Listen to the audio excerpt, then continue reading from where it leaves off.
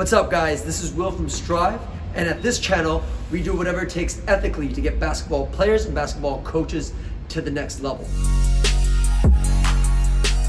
So today's topic is something that I get asked a lot about, and it's near and dear to my heart, because a team can train all year round very well, can have an amazing preseason, but right before the game, they don't warm up properly, which not only leads to them not playing as well as they could, and them being sluggish physically and mentally, but of course we want to do whatever it takes to prevent injury. So today's topic is a basketball-specific warm-up. This could be done before practice, this could be done before skill work session, it should be done before skill work session, and definitely non-negotiables should be done before a game. So I'm going to break it up into 3 different parts in order to give you guys the best possible warm-up that you can get. So the first part is really individual, and it's foam rolling. Now, in this day and age, you can see a lot of it on TV and the NBA. These guys are foam rolling before the game. It's also known as self-myofascial release. So what that really does, it lessens the density of your muscles, kind of gets the adhesions out of your legs, your arms, whatever body part that you're experiencing tightness or experiencing knots and kicks, all that kind of stuff. It's a great way to do it. We'll have other videos on exactly how to do it, but I always spend about 5 to 7 minutes on the places that I know I'm a little bit more tight on. For me, that's non-negotiable. So whether that's with a foam roller, with a lacrosse ball, that's how we start all of our athletes off. All right. So then, now we're done with our foam rolling, we go into glute activation. Maybe your players are in high school or in college, they've been sitting all day. It's time to wake the glutes up. The glutes are really the core of our body, because you think about it, here's my upper body, okay, or my trunk, here's my lower body. What ties the upper body to the lower body together? That's in fact our hips, okay? So whether it is that we'd be doing some band activation or some bridges on the floor, we're definitely gonna be addressing the glutes.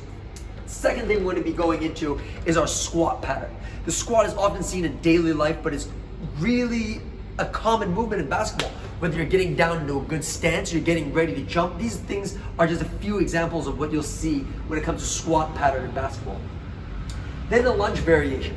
Lunging is seen during running and different jumps, so we'll definitely be addressing different lunge variations. Leg separation. You can think of a leg separation as if I'm grabbing one leg and pulling it up to my chest, and my one hip is flexed and the other one is extended. That's a hip separation. Okay? From there, basketball is played in 3 planes of motion. I have to go forward and back, I have to go side to side. But what we often forget is that the rotational component to basketball is so important, and because it is often forgotten, that is where injuries usually happen. So we're definitely going to be addressing some multi-directional lunges. Then ankle mobility. On every team, most basketball players are going to run into ankle problems, okay? So we got to do everything it takes to mobilize those ankles in 3 planes of motion to make sure that our ankles are not only ready to go, but they're going to be good for the entire game and prevent injury. Last thing that we're going to do in terms of our dynamic stretching is a crawling variation. My personal favorite is the inchworm.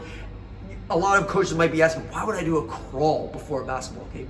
Well, that's a good question, but crawling is really what we call a primitive movement, and it's a basic human movement, and we've been doing it since birth. But it's also a great way to incorporate the entire body, everything from the shoulders all the way down to the ankles, and it's a great way to increase the core temperature right before you go into your general movement.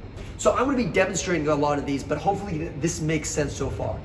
What we're going to go into now is our general movements. So it's movements that are athletic, but might not be basketball specific. So skips, often seen in track and field, are a great way to mobilize the body, great way to increase core temperature, and a great way to develop coordination in young athletes, but also a great warm-up for high school to college basketball players. Okay, I'm going to be doing bounding. That's from one leg to another. There's different variations of that. I'm going to be doing karaoke variations. You'll see me doing that later. Shuffles, something that I'll see in a defensive slide. Okay, back pedals, often seen when there's a fast break going on and the defensive players backpedaling to look at the floor. And then finally, it's what we call rapid movement. Now, rapid movement is more to wake what we call the central nervous system up. And hopefully by then, the players are really going to be feeling alert, warm, and ready to go. So these are things like maybe a speed ladder, maybe quick hopscotches in and out. And these don't have to be done for very long. I recommend 5 seconds personally, and you can do anywhere from 3 sets of these, and your players will be ready to go. So that is our dynamic stretching done, our general movement done, and now it's time to go into our individual and basketball drills. So these are as specific as it gets. And this is really coaching dependent, but whether it's going to be stationary ball handling to dynamic ball handling to stationary shooting, off the move shooting, off the dribble shooting, this is where you can incorporate all of these. So those are more individual. I may also incorporate different finishes with some of the players depending on what position they play and what looks or actions they're going to be seeing within the game. Finally, I'm going to go into my team-specific movement. That could be anywhere between a shell drill or running slow variations of your play, but that's where all of this fits in. And again, to me, there's nothing that breaks my heart more than a team that works so hard, but right before tip-off, they don't get ready and they don't reap the benefits that they deserve.